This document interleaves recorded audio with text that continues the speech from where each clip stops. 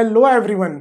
अभी अपन ने last class में अपन ने पूरी फिजिकल क्वांटिटीज देख ली, यूनिट्स क्या होती है, कुछ प्रीफिक्स अपन ने ये सारी चीजें देख लिए। आज कुछ जनरल बातें करते हैं थोड़ी बहुत, जैसे कुछ गाइडलाइंस, आपके सिंबल्स कैसे यूज करने हैं, यूनिट्स किस तरीके से लिखी जाती हैं, क्या इसकी कैरेक्टरिस्टिक्स हैं, और कुछ इंपॉर्टेंट यूनिट्स ऐसी जो अपन डे टू डे लाइफ में प्रैक्टिकल यूज करते हैं। फिर अपन अपने मेन टॉपिक पे आ जाएंगे जो इस चैप्टर में जहां से क्वेश्चन आता है।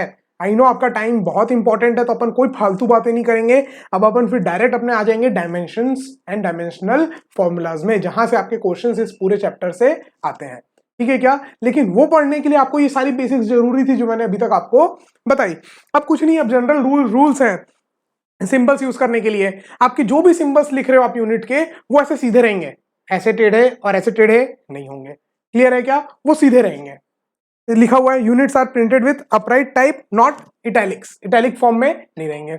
दूसरा कि जितने भी आप यूनिट लिख रहे हो सब स्मॉल में होंगे नाम, जितने भी यूनिट के नाम लिख रहे हो वो सारे के सारे स्मॉल में रहेंगे, लेकिन जो सिंबल है वो सिर्फ कैपिटल उसी का होगा जो साइंटिस्ट के नाम पे है। जैसे आपको यहां पर एग्जांपल दिया हुआ है न्यूटन, ये आपको मालूम है यहाँ पर न्यूटन एन सिंबल कैपिटल है, क्यों? क्योंकि वो एक साइंटिस्ट के नाम पे है, और अगर साइंटिस्ट के नाम पे नहीं है तो वो स्मॉल रहेगा। जैसे अगर आप मीटर बोलो तो मीटर आप स्मॉल एम लिखते हो, क्यों? क्योंकि वो किसी साइंटिस्ट के नाम के ऊपर नहीं है। ऐसे कुछ रूल्स हैं, नो नीड टू राइट, इसको लिखने की जरूरत भी नहीं है, बस सुन लो एक बार, काफी है उतना। किसी भी यूनिट के आगे आप फुल स्टॉप नहीं लगाओगे, गलत हो जाएगा। वैसे जनरली अपन लगा देते हैं लेकिन वो गलत है, फुल स्टॉप नहीं लगेगा किसी भी यूनिट के आगे। और प्लूरल अगर एक से ज्यादा है तब भी वो न्यूटन न्यूटन ही रहेगा, न्यूटन्स नहीं होगा। बात समझ में आ रही है क्या? तो ये कुछ सिंबल्स हैं। अब नेक्स्ट देखते हैं, वैसे लिखने की जरूरत, ठीक है क्या? तो ये कुछ रूल्स थे जिसको आपको लिखने की जरूरत नहीं है। अब देखो नेक्स्ट, सम इंपॉर्टेंट आपको मैं प्रैक्टिकल यूनिट्स बता रहा हूं। जैसे आपके आंखों के सामने कई बार आएगा एस्ट्रोनॉमिकल यूनिट, एयू लिखा हुआ, तो आपको ये पता होना चाहिए एयू क्या है। भले अगर आपको अभी वैल्यू याद नहीं है चल जाएगा, अभी मैं जितनी भी बातें बता रहा हूं वो आपको ध्यान में होनी चाहिए, भले आपको एग्जैक्ट वैल्यूज याद हो या ना हो। कुछ कुछ है बहुत इंपॉर्टेंट जो आपको हो जाएंगी ऑटोमेटिक, इसलिए मैं भी आपको नहीं बोल रहा हूं कि एकदम बैठ के अभी याद करो। 2 साल तक जितनी भी चीजें यूज आएंगी आपको याद ऑटोमेटिक हो जाएंगी, इसलिए मैं एकदम आपको एकदम ऐसे गले में फांसी नहीं लगा रहा हूं कि भैया अभी याद करो अभी याद करो। तो वन एस्ट्रोनॉमिकल यूनिट क्या है? एवरेज डिस्टेंस सन और अर्थ के बीच में जो है उसको बोलते हैं astronomical unit, that is 1.5 into 10⁻11 metre. Clear है क्या? तो ये भी एक तरीके से लेंथ है। Astronomical unit is also a unit of length, जैसे मीटर है, सेंटीमीटर है, किलोमीटर है, उसी तरीके से astronomical unit 1 AU is equal to 1.5 into 10⁻11 metre आपके आंखों के सामने यहां पर दिया हुआ है। ठीक है क्या ये बात? उसी तरीके से लाइट ईयर, लाइट ईयर तो सबको ऑलमोस्ट आपने सुना ही होगा, नहीं सुना है तो कोई बात नहीं, मैं भी आपको बता दे रहा हूं। Light year is the distance travelled by light in 1 year. जो लाइट है वो 1 साल में जो डिस्टेंस ट्रैवल करती है उसको अपन बोलते हैं light year. 1 light year is approximately 9.46 into 10⁻15 metre. ठीक है, ये अभी याद करने की जरूरत नहीं है, ध्यान बस ये पता होना चाहिए एस्ट्रोनॉमिकल यूनिट होती क्या है। अगर कहीं पर लिखा हुआ है तो लोटपोट हो गया भैया, सब ऊपर से जा रहा है, व्हाट इज एस्ट्रोनॉमिकल यूनिट। इसलिए यूनिट जो जो आपके आंखों के सामने आ सकती है 2 साल में, मैं वो आपको सारी चीजें बताते जा रहा हूं अभी से। एरिया 1 एकड़ 4047 मीटर स्क्वायर को 1 एकड़ बोलते हैं। हेक्टर 10⁻4 मीटर स्क्वायर को 1 हेक्टर बोलते हैं। एक टन 1000 केजी को 1 टन बोलते हैं। आपको पता ही है, आप डे टू डे लाइफ में ये सारी चीजें यूज करते हो। 1 पाउंड 450 ग्राम, जनरली आप केक वगैरह लेने जाते हो तो वहां पाउंड में बताते हैं, 1 पाउंड का केक चाहिए, 2 पाउंड का केक चाहिए। ठीक है, तो अपन उस समय तो ऐसे जनरली बोल देते हैं हाफ केजी के बराबर, बट एक्चुअली 450 ग्राम, अप्रोक्सीमेटली 450 ग्राम को अपन 1 पाउंड बोलते हैं। क्विंटल, क्विंटल भी अपन डे टू डे लाइफ में यूज करते हैं। 100 केजी, 100 केजी को अपन बोलते हैं क्विंटल। आप बोलोगे सर इतना जल्दी जल्दी भगा रहे हो, इंपॉर्टेंट बात जो आएगी वहां 10 क्वेश्चन कराऊंगा, आपको बोलने की जरूरत नहीं है। ठीक है क्या? तो अभी जो चीजें उतनी इंपॉर्टेंट नहीं है, आपको खाली एक बार हाँ सुना हुआ है, what is astronomical unit, what is light year, what is Hector, what is this, ये सारी चीजें सुनी हुई होनी चाहिए। बाकी मैं ये भी बहुत ही ज्यादा आपकी स्लो स्पीड में लेके जा रहा हूँ, किसी भी कोचिंग इंस्टीट्यूट में इस चीज को इतना इस तरीके से नहीं पढ़ाया जाता है, क्योंकि डायरेक्ट आपका डायमेंशनल फॉर्मूला में आ जाता है, क्योंकि वहीं से क्वेश्चंस आते हैं। तो अब नेक्स्ट सम और ये पेज में आपको ये याद होना चाहिए, भले ये वाला पेज का अगर आप एक बार के लिए छोड़ भी दो कोई बात नहीं, लेकिन ये पेज याद होना चाहिए। Pressure 1 bar is equal to 1 ATM।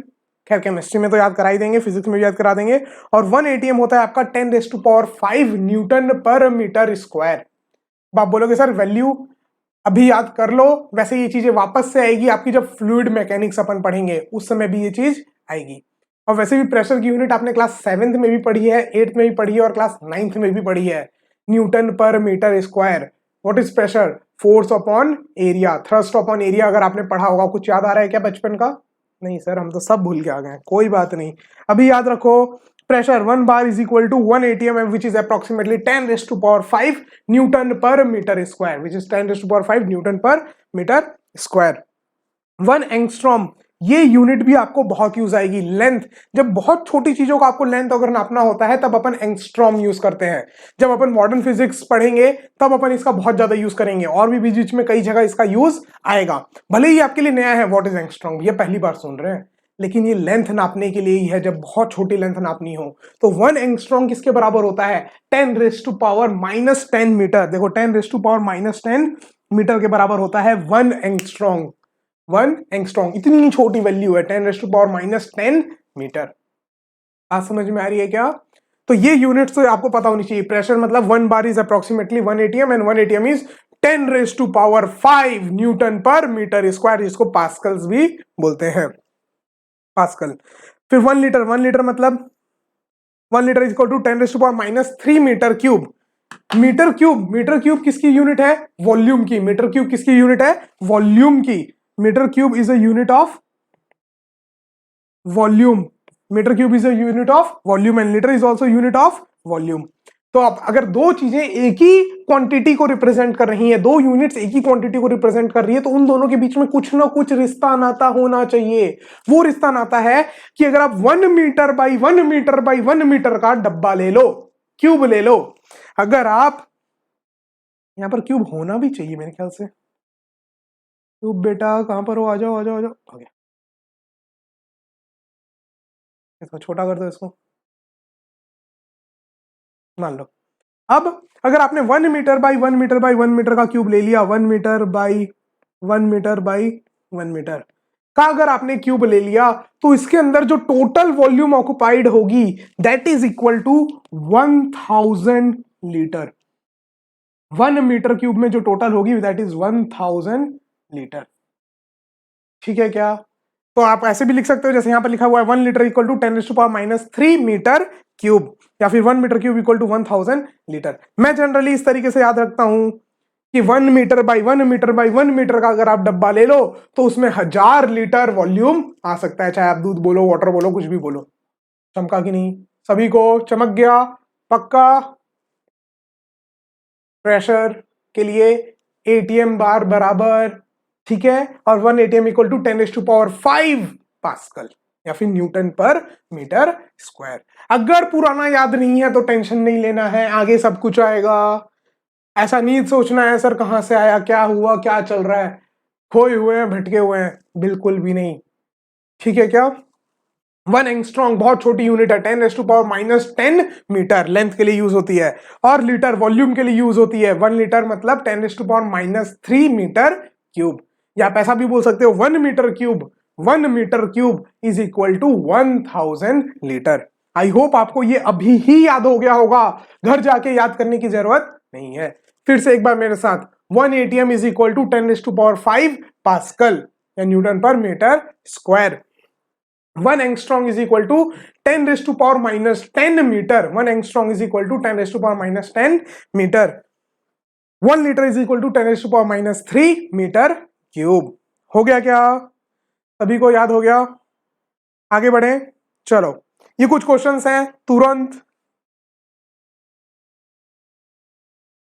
Questions हैं, अटेम्प्ट करो फटाक से। कुछ क्वेश्चंस हैं, अटेम्प्ट करो फटाक से, टाइम नहीं लगना चाहिए, स्क्रीन पॉज करो और अटेम्प्ट करो।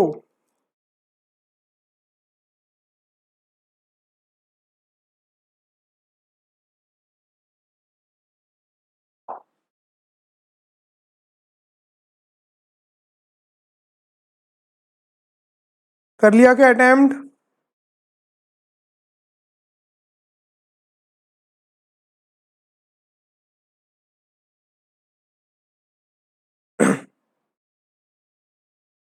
कर लिया क्या अटेम्प्ट आप लोगों ने? चलो देखते हैं। 1 किलोवाट आवर। अब आप बोलोगे सर ये क्या है? भैया क्लास 9th पढ़ के आए हो ना? क्लास 9th में एक चैप्टर था वर्क पावर एनर्जी, तो वहां पर ये जो अपना यूनिट इलेक्ट्रिसिटी बिल आता है वो कैलकुलेट करने का क्वेश्चंस भी आते हैं। एग्जाम में आया भी होगा कैलकुलेट करने का कि कितना इतना एक यूनिट का रेट 3 रुपीज 4 रुपीज है, इतने बल्ब जल रहे हैं, इतना वो चल रहा है। कुछ कुछ याद आया क्या? तो अगर आपको याद नहीं भी आ रहा है तो टेंशन मत लो, ये चीजें आगे आएंगी। मैं आपको अभी ये बता देता हूं, kilowatt hour is a unit of energy. Kilowatt hour is a unit of energy. अगर याद नहीं आ रहा है तो कोई बात नहीं, kilowatt hour is a unit of energy and joule is also unit of energy. अगर दोनों चीजें एनर्जी की यूनिट है भैया, सेम क्वांटिटी को बता रही हैं, तो दोनों के बीच में रिश्ता नाता होना चाहिए। तो क्या रिश्ता है मेरे को बताओ? 3.6 इंटू 10⁻⁶। क्लास 9th की ही चीजें हैं ये, मैं उससे आगे कुछ ले ही नहीं रहा हूं। क्लास 9th में ही आपको बताया गया है 3.6 इंटू 10⁻⁶। सर आया कैसे, कैसे कन्वर्ट करते हैं, ये सारी चीजें आपको आगे मिल जाएंगी। ठीक है, कुछ भी नहीं छोड़ूंगा, भरोसा रखो। Micro micro ampere, micro prefix, अभी आपने अपन ने बताया था प्रीफिक्स यूज करना। माइक्रो का मतलब क्या होता है सर? 10⁻⁶। तो ये हो जाएगा 20 इंटू 10⁻⁶ एम्पियर। सही है, जा रहा है क्या? पक्का कॉन्फिडेंस आ रहा है? प्रीफिक्स यूज करना है भैया, वहां देख लो। अगर अभी याद नहीं है कोई बात नहीं, देख के करते जाओ।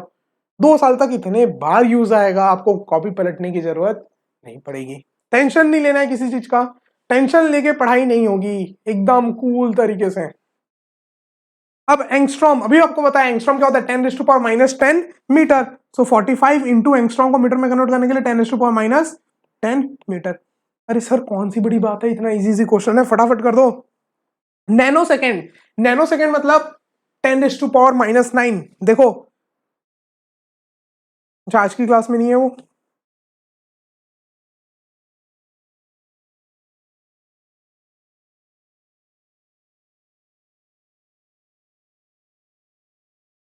नैनो कहां गया नैनो? ये देखो नैनो यहां पर है, ये देखो नैनो का मतलब 10⁻⁻9। सारा चीजें आपको आपके टेबल में दिया हुआ है। अगर आज अभी याद नहीं भी है तो चल जाएगा, ये बात अभी आपको चल जाएगी। तो 21 इंटू 10⁻⁹ सेकेंड्स। क्लियर है क्या? कुछ नहीं करना है, प्रीफिक्स अफिक्स कन्वर्ट करना है, एकदम इजी इजी क्वेश्चन है। आप बोलोगे सर जरूरत भी नहीं थी, लेकिन नहीं, अपन को एक एक क्वेश्चन सॉल्व करना है। ये हो गया, ये हो गया, ये हो गया। 1 सेंटीमीटर क्यूब कन्वर्ट करो। 1 सेंटीमीटर क्यूब को आपको मीटर क्यूब में कन्वर्ट करना है। तो देखो इसको कैसे करोगे, ऐसे लिखो 1 सेंटीमीटर क्यूब। 1 खाली सेंटीमीटर होता तो सेंटीमीटर को मीटर में कन्वर्ट करने के लिए क्या करते? Divide by 100। सेंटीमीटर को मीटर में कन्वर्ट करने के लिए क्या करते? डिवाइड बाई 100, मतलब 10⁻⁻2 से मल्टीप्लाई करते कि नहीं भैया? 1/100 को 10⁻⁻2 लिख सकते हो। तो अब एक काम करो, ये आपका क्या लिखा हुआ है? 1 सेंटीमीटर का होल क्यूब। 1 सेंटीमीटर का होल क्यूब हमेशा इसी तरीके से करना, कभी कोई कंफ्यूजन नहीं होगा, कभी कोई गलती नहीं होगी। ठीक है, तो 1 सेंटीमीटर का होल क्यूब। अब 1 सेंटीमीटर को आप क्या लिख सकते हो? 10⁻⁻2 मीटर। 1 सेंटीमीटर को आप लिख सकते हो 10⁻⁻2 मीटर का होल क्यूब। तो ये क्या हो जाएगा? 10⁻⁻6 मीटर क्यूब। सो 10⁻⁻6 मीटर क्यूब। टफ था क्या? आया, मैच हुआ, कॉन्फिडेंस आया? क्या है सर, जल्दी आगे। नेक्स्ट 1 मिली एम्पियर का होल स्क्वायर। तो आप इसको वापस ऐसे लिख सकते हो सर, 1 मिली एम्पियर का होल स्क्वायर। अब 1 मिली एम्पियर कितना एम्पियर होता है? 1 milliampere is equal to 10⁻⁻3 ampere. 10⁻⁻3 ampere क्या लिख रहा हूं मैं, का होल स्क्वायर। तो सर ये फिर से हो जाएगा 10⁻⁻6 एम्पियर स्क्वायर। बात समझ में आई क्या? स्क्वायर हो, क्यूब हो, पावर 4 हो, पावर 5 हो, कुछ भी हो कर लोगे सब कोई।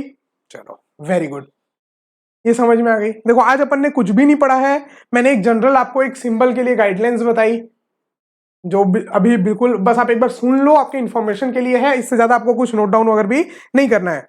फिर कुछ एस्ट्रोनॉमिकल यूनिट क्या होती है, लाइट ईयर क्या होता है, ये सारी चीजें मैंने आपको बताई।